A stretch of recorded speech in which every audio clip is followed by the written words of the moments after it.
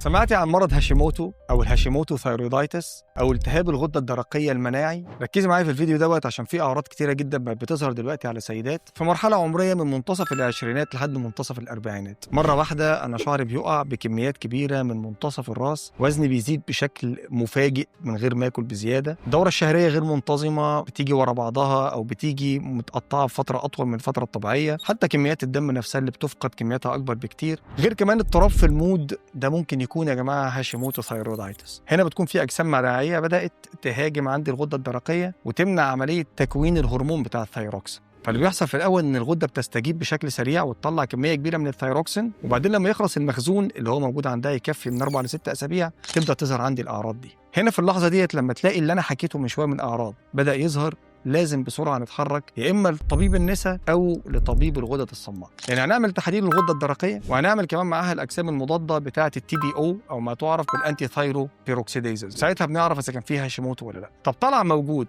الموضوع ده صعب في العلاج اطلاقا، بس كل ما هنعرفه بدري كل ما هنرتاح بدري، لان هنعرف ناخد هرمون الثايروكسين وناخد كمان بعض الادويه اللي تقلل الاجسام المناعيه. وافتكر دايما ان صحتك اهم.